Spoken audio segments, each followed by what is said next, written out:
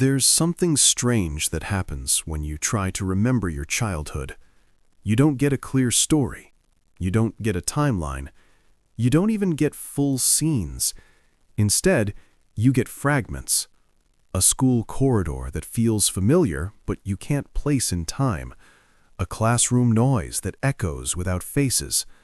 A birthday candle you remember blowing out, but not who was standing around you. And the more you try to pull those memories into focus, the more they dissolve. It almost feels like your childhood wasn't fully recorded, but it was. So the real question is, why does your childhood feel like a blur? Not because you weren't paying attention, but because your brain was not built to remember your life the way you think it should. Here's what's actually happening inside your mind. When you were a child, your brain was still under construction, not just emotionally, but biologically.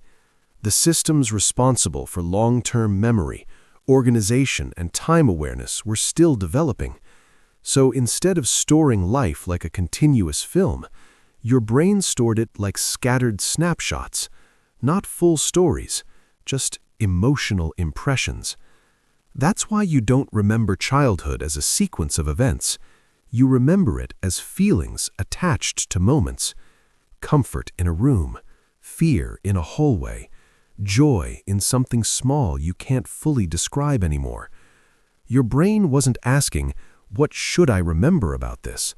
It was only asking, how did this feel? And that difference changes everything, because feelings fade differently than facts. But there's another layer most people never think about. Your memory isn't a storage system. It's a filtering system. Your brain doesn't save everything equally.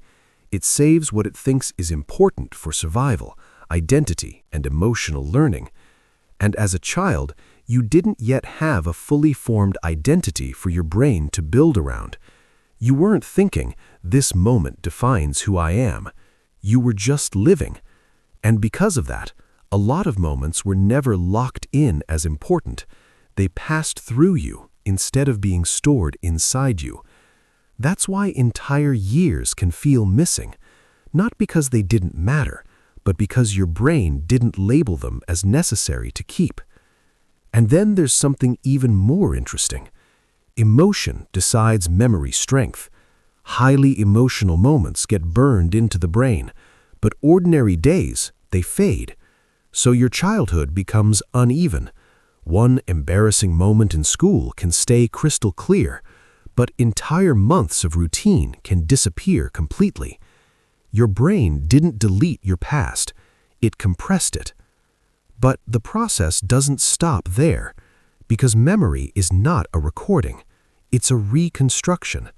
Every time you try to remember something, your brain doesn't replay it like a video. It rebuilds it piece by piece, and every reconstruction is slightly different from the last. So over time, your childhood doesn't just fade, it changes shape, not into lies, but into interpretations.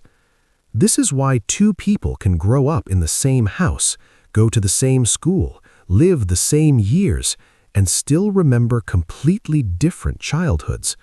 Not because one of them is wrong, but because memory is personal editing, filtered through emotion, attention, and time.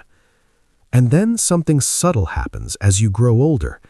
The more distant your childhood becomes, the more your brain fills the gaps with feeling instead of detail. So instead of specific events, you get impressions like, it felt safe, it felt lonely, it felt fast, it felt confusing. Your memory turns into atmosphere, not detail, and that's why it feels like a blur.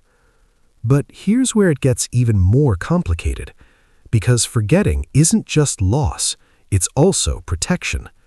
If your brain stored every single detail from childhood with full clarity, you wouldn't just remember the good parts, you would remember everything.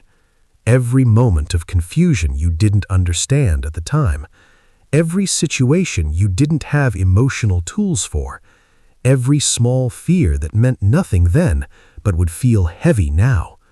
So your brain does something quietly protective. It softens the edges. It removes unnecessary weight. It blurs what doesn't need to stay sharp. Not to erase your past, but to make it survivable. And maybe that's why childhood doesn't feel like a solid place you can return to. It feels more like a feeling you almost recognize, but can't fully enter again.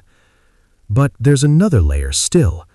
As you grow older, your brain keeps rewriting the past based on who you are now. You don't remember childhood as it was. You remember it as you interpret it today. So your current emotions change your past perception. If you feel lonely now, your childhood may feel lonelier in hindsight. If you feel grateful now, your childhood may feel warmer in hindsight. The past is not fixed in your mind. It is continuously updated, quietly, without your permission. And that leads to something powerful most people don't realize. You are not remembering a perfect record of your childhood. You are remembering a reconstructed version of it, built from fragments, emotions, and reinterpretations. So when you say, "My childhood feels like a blur," what you're really experiencing is not absence, but compression. Your brain didn't erase your childhood, it simplified it. And maybe that's the most human thing about memory. It was never designed to preserve everything. It was designed to preserve what helps you continue. And maybe that's why the blur exists, not to hide your past, but to allow you to keep moving forward without being trapped inside it. Because if every moment stayed sharp, you wouldn't just remember your life, you would relive it endlessly. And maybe the real question was never, why can't I remember my childhood clearly? But instead, what did my mind decide was important enough to keep, and what did it gently let go of so I could become who I am today?